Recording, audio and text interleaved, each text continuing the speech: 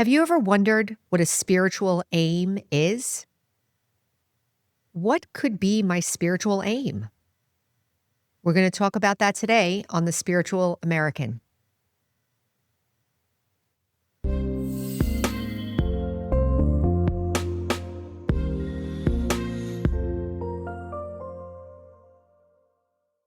Welcome back, everyone. Today is a very interesting topic. We're going to be talking about spiritual aim. And just like any other aim in life, we set a goal and we move towards the goal. And maybe it's pretty clear, like let's say in terms of school, right? I want to get a degree and I have an aim that I'm going to finish college and that's my aim and I'm going to work towards that on a daily basis, on a regular basis. I'm going to work towards that aim. So ask yourself right now, do I have a spiritual aim? What is a spiritual aim? I am going to share with you what I have heard in the past, what I think maybe people are thinking that it means. And I'm also going to share the spiritual aims that I have come to understand based on my studies with the Brahmakumaris and my experiences. So the first one is the basic one that I think maybe is universal for people. If they say I have a spiritual aim, they're usually thinking, I want to transform my personality. I'd like to become more generous. I'd like to become more peaceful. I'd like to be happy. I'd like my relationships to work. So basically, they're looking at their behaviors and they're looking at their inner feelings and the quality of their life and their relationships. So that is, I think, what people think of when they talk about spiritual aim. Another spiritual aim might be something like if you're in evangelist or if you're in a religion that shares with other people, like the tenets of the religion, and your aim is to attract a certain amount of people or share with a certain amount of people, that could also be related to a spiritual aim. For me, before, I don't think I had a spiritual aim. I think I had the aim of fixing myself. I wanted to not be confused anymore. I wanted to always improve myself. I felt like God and me were okay. When we talk about spirituality, God kind of comes in somewhere along the line, right? So my feelings before I came to this understanding and this knowledge is that God and I were okay. And as long as I do what I'm supposed to do, God will basically give me whatever I want. And I basically had that kind of a relationship. It was, as long as I do what's in front of me, I'll get what I ask for, as long as it's coming from a pure place. And actually, that wasn't too far from the truth. I still believe that there's some kind of a relationship between your desires, your pure desires, and your karma. If you deal with the thing that's in front of you, you're opening up a space for what you want to come. I actually do still believe that to some degree. But what has changed is that the spiritual aim actually became spiritual. So, for instance, if you've been watching the rest of the podcast, the main principle of Raj Yoga meditation practice is that I am a soul. I am a spirit. So right there is different from anything else that I had done before. So I am a spirit. So the starting point was changed. I'm a soul. And my nature is peace. That's the other piece. I'm a soul and my nature is peace. My nature is love. My nature is benevolence. So one spiritual aim that I could take on right away is that I would like to feel more of my original nature. And that is what meditation is for. So in meditation, I'm sitting still and I'm telling myself, I'm a soul, my nature is peace. And I'm trying to feel that feeling of peace associated with me, with my being. It's not associated with any other person or any situation. My nature is peace. My nature is love, benevolence, purity, power, wisdom. Those are all my qualities. So one spiritual aim, like I said, would be to increase the awareness of those qualities that are mine, that belong to me, that are part of me. I think that's the basic fundamental practice of Raj Yoga meditation. And that could be a spiritual aim. Another spiritual aim comes when you recognize or are introduced to the Supreme Soul or God, as we understand God in the Brahma Kumaris. As we understand God, God is a soul.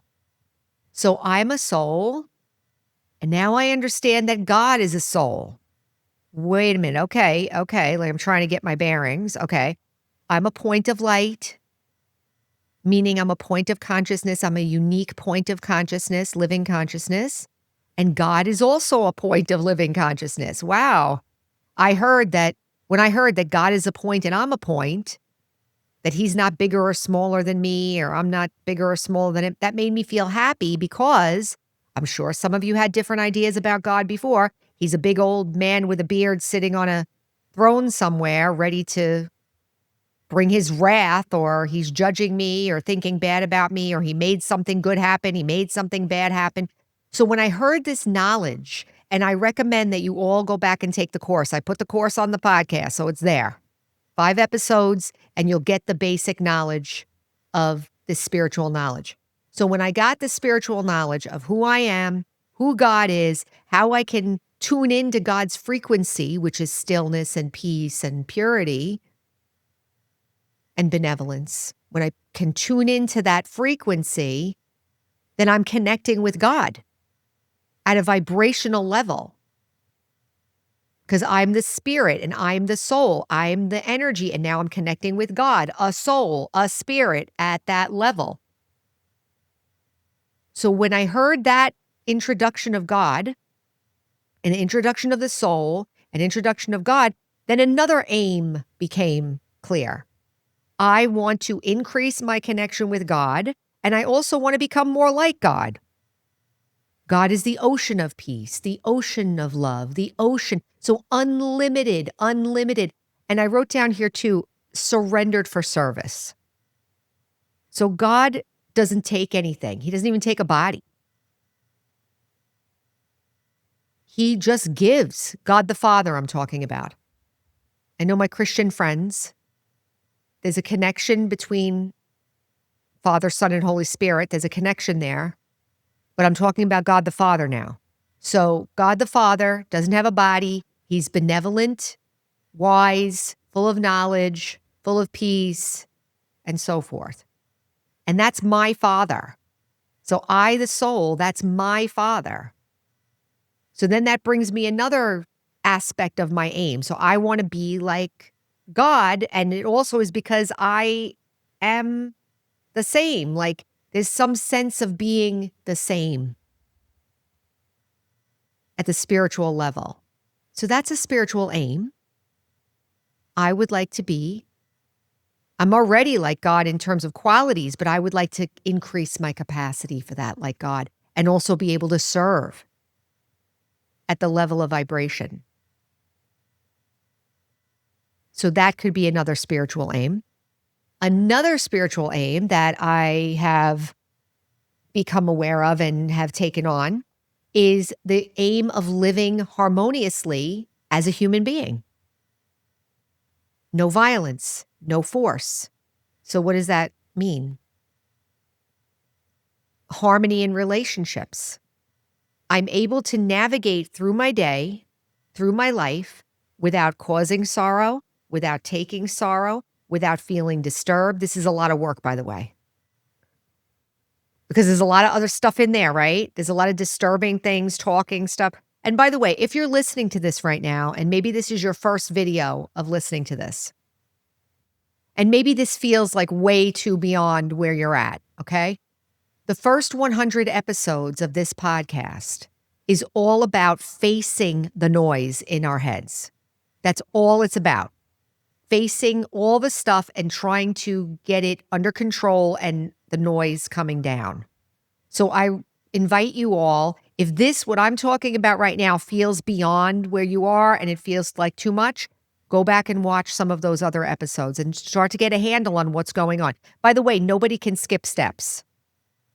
Everybody's coming in at the bottom and we're all trying to get to the top. A spiritual aim means we're trying to get back to our original nature. So this aim that I'm talking about right now, about living harmoniously, means that I'm working out a lot of that noise. And my nature, my original nature is coming forth. I'm not getting angry anymore. I'm not getting frustrated anymore. And I'm not fighting it. Like I'm not forcing myself not to get angry. Anybody have that one? You know you're not supposed to, or you're supposed to be calm. So I'm going to try to be calm and force myself to be calm. In the meantime, internally, there's still a lot of disturbance, right? So a spiritual aim would be, in this case, being able to remove that disturbance inside, to be able to process those feelings and remove that disturbance. So in the moment during my day, I feel happy. And I have words for that. So the words for that aim would be something like, I exist, I'm here, I'm alive, and everything's okay. So if I had to put words on these different spiritual aims, so I think I went over 3. So one spiritual aim would be like, I want to be a better person, right? I want to be a good person. I want to be a moral person. I don't want to hurt anybody. I want to be a good person. A lot of us have that, just the basic, I just want to be a good person. The second aim is to want to be like God, or want to be filled up with my own self-respect, let's say. I'm going to know who I am. I'm going to learn who I am really, like the truth. I'm going to get in touch with the truth of who I am and who everybody is really. And in that truth, I'm going to discover the original nature of myself and understanding that that's God's nature too. So there's a connection with God, the Supreme Soul, and there's also a blooming forth of recognition of who I am. And then there's service with that one too. So in that awareness, I'm also aware that that stage of a consciousness helps everybody else. There's a cooperative energy there. It helps everyone. If I'm peaceful, that helps everyone. Truly peaceful. If I'm loving, that helps everyone. If I'm generous-hearted, if I'm silent, that helps everyone. So there's a cooperative nature to God and to me in my soul conscious state. So that's the second aim. The third aim is the harmonious life, harmonious human life. Is it possible? Yes, it is possible. Is it possible to live without all the noise in our heads? Is it possible to live without jealousy and anger and upset and pain? Is it possible? Yes. Look at nature. You can see it. You can see it. There's no jealousy. The birds are not jealous. The animals are not jealous. The tree is not sitting there thinking, oh, there's no sunshine. I'm so complaining. I wish the sun would come out. But the animals and plants are not complaining. There's no complaining. There's no jealousy. There's no upset.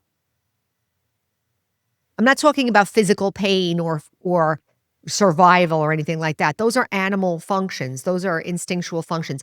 I'm talking about this being happy or being peaceful or being in harmony with. I don't need that other stuff. I don't need the jealousy. I don't need the feeling bad about myself. I don't need any of that. It's possible to live without it, but I got to work through it. So the aim would be to work through that so that I can be like a flower. There's an episode coming up called Be a Flower. What is a flower? Flower just is there, has a fragrance, and makes everybody happy. Can I live like that? So these are spiritual aims. These are aims like beyond the ordinary. So if what I'm discussing right now is interesting to you, like, wow, I never thought of it that way before. I never heard of that before. Maybe that is something that I'd like to learn more about. I would suggest take a look in the description. There's meditation videos. There's online class, free online class. There's the Brahma Kumari's website. There's centers all over the world. If you want to go in person and get connected. Again, the kids use this word vibe. If you like the vibe of what is here that I'm speaking, but you like what you're sensing or you're feeling, then I invite you to look for more. Of course, you're welcome to keep listening to the podcast. I'm going to keep on sharing here as well. So I will leave it there, and I'll leave you with the question for your own reflection. Do I have a spiritual aim? And would I like to have one? And when I have an aim, life becomes meaningful, isn't it? So I'll leave you with that. And remember, our slogan is heal, empower, and serve. And until next time, take care.